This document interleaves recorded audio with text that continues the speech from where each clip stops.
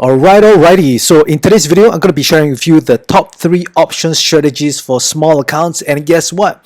It doesn't include the wheel strategy. Now, I know that the wheel strategy is very popular amongst a lot of traders. Well, largely because that it can be a no loss kind of a strategy if you choose the right stocks, right? If you choose stocks that have good fundamentals, and also if you do it on the index ETFs, which over time, right, it will always go up, then the wheel strategy will always be making money for you, right? But the problem with the wheel strategy is that it is very capital intensive. And the problem with small accounts, let's say if you have $10,000 or $5,000, you have very limited choices of stocks.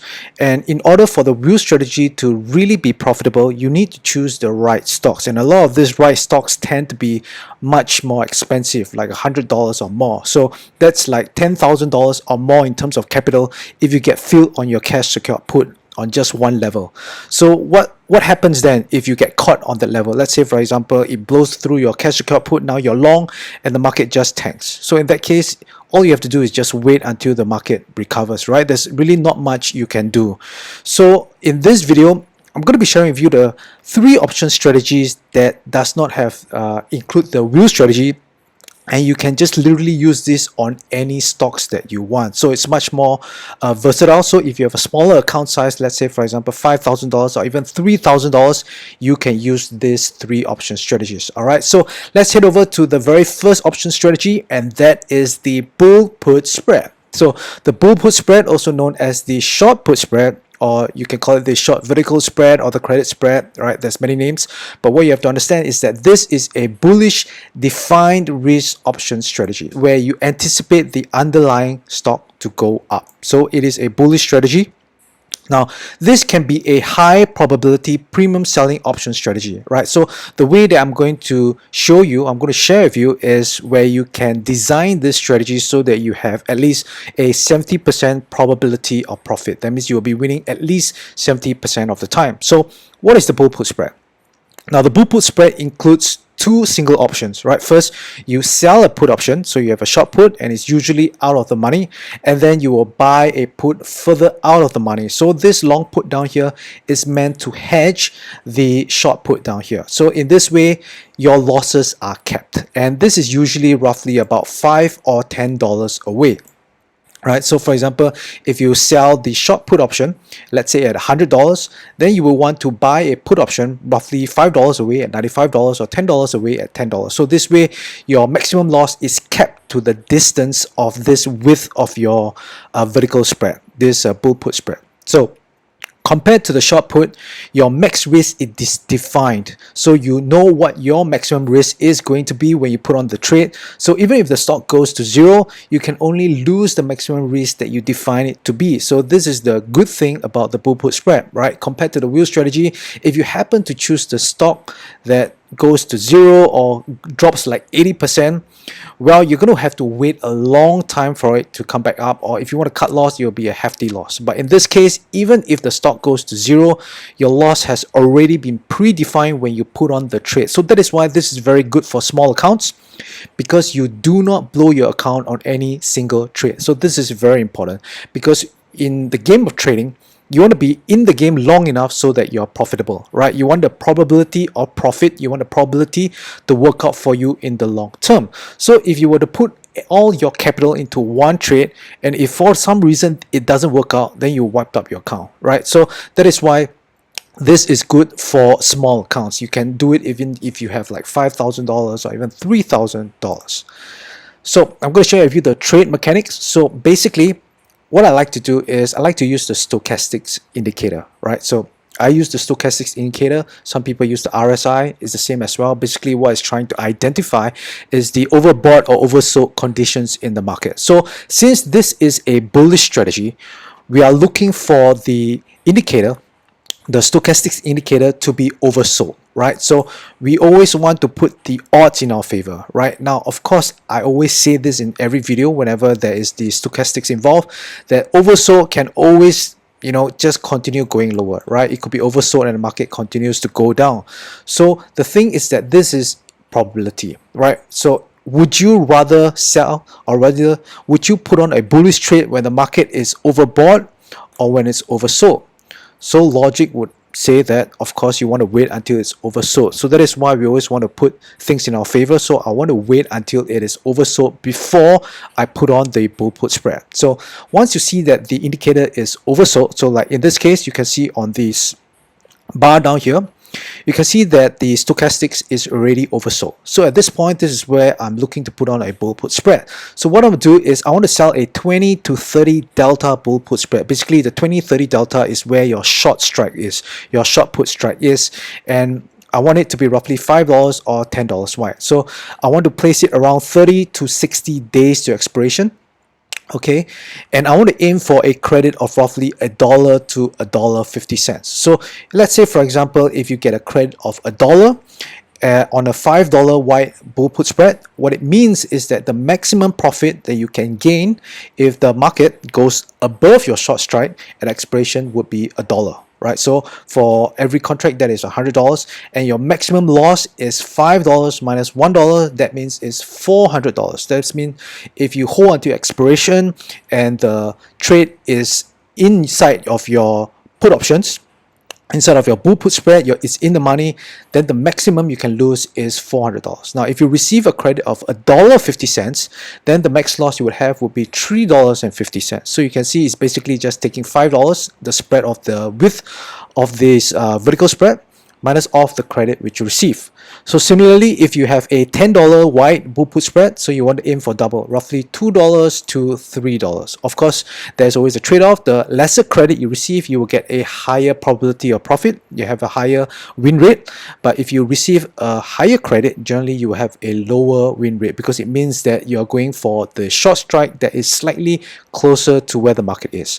Now, for trade management, there is two ways to go about it, right? You can either take profit at 50% or hold till expiration. Now, there are arguments for both. I prefer to take at 50% because I do not want to risk, all the profits that I've made, because sometimes, and you will notice that a lot of time, if you're right on your direction, you can actually get this 50% profit in a matter of days or even in a week or 2 weeks when you put on the trade for like 45 days or so, right? So in the trade I'm going to show you later on, I've actually gotten the 50% profit in just 5 to 7 days. So it doesn't make sense for me to hold on to the rest of the 30 to 40 days just to realize the other 50%. Now, some people would prefer to just hold till the expiration. So this is a personal preference. Now, as for cutting loss, so there's again two ways to do this, right? So you can either cut loss if it's less than 21 days to expiration, because as it gets closer to the expiration date, basically the gamma will pick up and it will start to work against your favor if the price right now is in the money, right? So if it's in the money, then you definitely want to try and limit your loss. But if it's out of the money, then you don't really have to do anything. So my strategy is I will wait and see until the 21 days to expiration. If it has breached my short strike, what I'll do is I'll close it out. But if it hasn't breached my short strike, what I'll do is I'll just hold on to it, because in this case, if the market still stays out of the money until closer to expiration, right, I could realize this 50% profit in the end, right? So that's what my plan is. Okay, so this is a trade I put on the IWM, which is the Russell 2000 ETF. So as you can see on this date, right, I saw that the indicator was oversold. So I was looking to put on a bull put spread. So I was looking at roughly around a 20 delta. So I placed a 20 delta, the bull put spread. The short put strike is at 160 for a 5-point wide. And this got me a credit of roughly $1.20 to $1.30. So as you can see, the market never really come down to my short put strike, so this would have expired worthless. But I managed to took roughly a 50% profit, roughly around a week into this trade. So it was placed on for roughly 45 days, but then around 7 days or so, I was able to get the 50% profit. So as you can see, this is a bullish trade. So as the market goes up, what it does is that the volatility as well will drop. So as the volatility drops and the market goes up, this bull put spread will start to really profit pretty quickly. Alright, so for the second option strategy is the bear call spread. So the bear call spread is the opposite of the bull put spread, right? So the bull put spread is a bullish trading strategy. So for the bear call spread, it's the opposite. It is a bearish defined risk option strategies where you anticipate the underlying stock to go down. So again, it is a high probability premium selling option strategy with more than 70% probability of profit. If you use the delta, which I'm going to share with you. So similarly, the bear call spread is a combination of two single options. So basically what you do is you're going to sell a call option, which is out of the money, usually out of the money, and then you buy one further away out of the money long call. Again, usually roughly $5 to $10 away. So again, compared to the short call, your max risk is defined, so you know what your maximum risk is going to be when you put on the trade. So even if the stock goes to the moon, so this is one of the risks if you do call options, because if you do a naked call and the stock just goes all the way to the moon, just keeps going up, then you're gonna lose a lot of money. But if you have a bear call spread, you are actually preventing the max, or rather you're preventing your call, this short call, from losing infinity amounts of money, right? Because you have this long call that is pretty much protecting your downside, right? So that means you already hedged the maximum loss that you can lose. So you can only lose the maximum risk that you define it to be. So again, this is good for small accounts, because this way you won't blow your account on any single trade.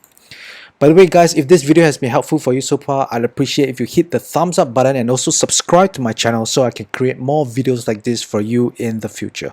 Okay, back to the video. Okay, so for the trade mechanics, it's very similar to the bull-put spread, just the opposite. So in the bull-put spread, we were waiting for the indicator to become oversold. So in this case, because this is a bearish strategy, we want to wait until the stochastics is overbought. So as you can see down here, I waited until the stochastic is above this line down here, which indicates an overbought condition, and that is where I start to look at the delta to place the trades, right? So I'm also looking for roughly 20 to 30 delta, and again you can look for $5 to $10 wide, and roughly the time will be 30 to 60 days to expiration. And similarly, we aim for a credit of roughly $1 to $1.50 for a $5 wide bear call spread, or a $2 to $3 wide, $2 to $3 credit for a $10 wide bear call spread. Alright, so for the trade management, similarly, I would like to take profit at 50%. You could hold to expiration if you want to.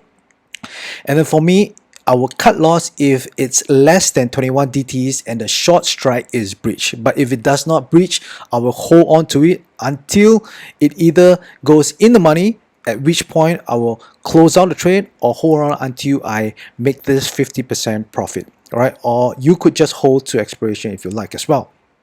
So for this trade, on this day, basically what I did was I sold the 20 delta, around the 20 deltas mark. I sold the bear call spread. So the strike is at 190, and then $5 away is 195. So this is per contract. So depending on your account size, you want to risk roughly, if you have an account size of roughly $5,000, then maybe you want to risk about 3 to 5% on a single trade. But if you have a bigger account, let's say you have $10,000 or even $20,000, you can lower that risk per trade to around 1 to 2%, right? So you want to just make sure that you get more trades in. So for this is the bear call spread. So as you can see on this day, I placed this. The credit was for $1.30 something cents. So as you can see on this day itself, this took roughly 2 weeks, right? 2 weeks on this day when this bar was formed. I took 50% off, right? So I placed a limit order at 50%. So during this time, I wasn't at the computer. So the limit order took the profits off for me. And it was really a good time to get out, because right after that, the market shot up, right? The next day, basically, the inflation report came out that the inflation was less than expected. That's why the market was thrilled at it. And then the market just rallied. Even though it rallied, as you can see, right, it still hasn't breached our short strike. So here's a very important point to understand. So let's say, for example, I held on to the trade, right? Let's say I decided to hold till expiration. So this is why I want to share with you what I would do, right? Because if the trades that go in our direction, it's very easy to manage, right? You just put on a 50%, take profit, you get out, that's it. But if it goes against you, that's where you really need to know what to do. So in this case, the market has shot up close to our short strike. Now, if you were to take a look at your trading platform, it will definitely show a loss, right? Because you sold it at this point, and the market is higher at where it is right now. So that's why your bear call spread would most likely still be in a loss. So at this point, I would not do anything because it is still more than 21 days to expiration. I sold this spread where there's 59 days to expiration left. So as you can see, not it is still far from 21 days expiration point, right? The 21 DTE. So at this point in time, I'm just still holding on to this trade if I still have this trade on. If it then breaches above this call strike and it's still not 21 days yet, let's say for example there's still 30 days expiration left, I'm still going to hold on to this trade, right? I'm not going to do anything because I want to give it a chance to come back down, right? The market is really overbought, so there's always a chance for a retracement back down, so I want to give it that chance. So if it's still more than 21 days to expiration, even though if the market goes up, even though if it breaches this point, I'm not going to do anything. I'm just going to hold on to it. And there's nothing for you to worry, because even though if it shoots up to, let's say, $500 for some reason, right, you already have kept your max loss from here to here. So you don't have to worry. If you have a naked call, then that's where you have to worry. But in this case, because we have a bear call spread, there's nothing to worry because you already know what's your max risk and you already accepted that risk, right? So at this point, I'll wait for the market comes down. So if the market doesn't comes down and it's 21 days to expiration already, what I'll do is I'll just simply cut loss, right? I'll take out for a loss, and chances are that I won't realize the full loss because there's still time left in the market, right? I may reach close to the full loss. So let's say I receive $1.30, my max loss will be $370 for this per contract. So chances are I might lose roughly around 300, which is fine for me, right? So this is the important thing that you want to take note of.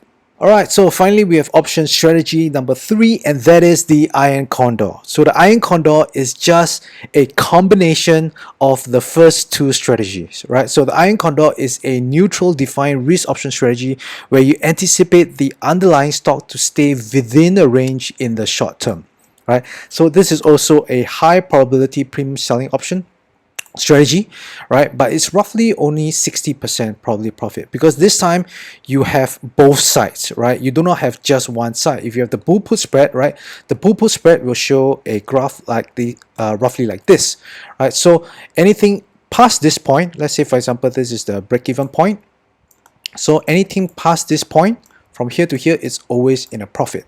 Okay, so the bear call spread is the opposite, right? The bear call spread is from here all the way to here. So if you have this as the zero line, so anything past this break-even point will be a profit for the bear call spread. Now the iron condor is a combination of these two, right? It's a combination of these two. So if you are going for this iron condor strategy, then your win rate is roughly around 60% or so, right? So the iron condor is a good strategy if you have no bullish or bearish bias, because a lot of people, you know, they will come to the market and take a look at the charts and they say, I have no idea where the market is going. And that's perfectly fine, because you can just put on the iron condor, right? You have no idea where to go. Then you can just say that, hey, I think it's just going to stay within a certain range, or a rather wide range, right, until the option close to expiration. Then you can get the profit as well. So the iron condor is a combination of the bull put spread, as I've shown you, which is this portion, and then the bear call spread, which is this portion. So you have the bull put spread and the bear call spread. You combine them together, it becomes the iron condor. So similar to the previous two strategies, your max risk is also defined, so you know what your maximum risk is going to be when you put on the trade. So even if the stock goes to $0 or to the moon, you can only lose the maximum risk that you define it to be. So again, it's good for small accounts because you don't blow your account on any single trade. Alright, so let's get to the trade mechanics. Now, I've actually created a video already, which is called the monthly income with iron condors. It's a more in-depth video, so you can go ahead and watch that. If you haven't watched that, I'll put the link at the top right corner of this video. But I'm going to share with you very quickly just the trade mechanics of what I look out for when I place the iron condor. So when you place the bull put spread, you're looking for the stochastics to be oversold. And if you are placing the bear call spread, you're looking for the stochastic to be overbought. So what about the iron condor? Well, you want to make sure that they are both neither overbought or oversold, and this is important, because if you were to sell the iron condor, if it's overbought, then it could very quickly just blow through the bottom side of your iron condor. So that's not what you want. right? So you want to wait to see the stochastic is somewhere anywhere in the middle, right? As long as it doesn't breach this 2 point. So I will look for a 15 to 25 delta iron condor, again it's about $5 to $10 wide, around 30 to 60 days to expiration. And similarly, the credit is $1 to $1.50 for a $5 white iron condor, credit of $2 to $3 for a $10 white iron condor, and the trade management is basically the same as option strategy 1 and 2. So the beauty about all this, you can see that they're all pretty much part and parcel the same strategy, right? They're all part and parcel of each other. So the way you manage them, you can manage the same way as well. So for me, I like to take profit at 50%, and then I'll cut loss if it breaches either side of the short strikes and it's past the 21 days to expiration mark. But if it doesn't breach it and there's still time left, I'll basically just hold on to it until I reach the 50% profit. So this trade I put on is on CRM. So CRM, as you can see on this day, basically I placed the iron condor where it's roughly about 15 to 20 deltas, right? 15 to 20 deltas wide, and I think I received about $1.50 something, because during this time you can see the market has really sold off a lot and the volatility has increased. So for this short premium strategies, even for option strategies 1 and 2, as long as the volatility is high, you can get a higher premium. So that will be the ideal situation that you want to. But of course, you can always place on the trade, or at least I do, even though if the volatility is not that high, I'll place it when the condition is right. All right, so based on the stochastics indicator. So in this case, I placed the iron condor. As you can see, the short strikes for the call side is $170, and on the short side, sorry, on the put side, it's on $130. So as you can see, even past expiration, the market never even breached either side of this iron condor. And in fact, I actually took profit somewhere around here, right? I placed a 50% take profit limit order. That means, again, I wasn't around at the computer, so that's the beauty about this. It took profit roughly about, I think it was about 38 days in. This trade I placed on was about 60 days to expiration, right? It was 60 days to expiration, and about 40 days in, it took profit automatically, right, by itself, with the limit order that I placed in somewhere around this point. And you notice it's close to the call side, but it still took profit because the volatility dropped as well. So when I placed it, the volatility was high, somewhere around here. So as the market rallied, the volatility would drop. So as the volatility drops, your iron condor will be in a profit as well. It will accelerate the profit as the volatility drops. All right, guys. So that's it for this video. These are the 3 option strategies, and I hope that you have enjoyed this video. You found this video useful. If you have, I'll greatly appreciate it if you give me a thumbs up and also subscribe to my channel. And as always, thank you for watching. I appreciate your time, and may the options favor you.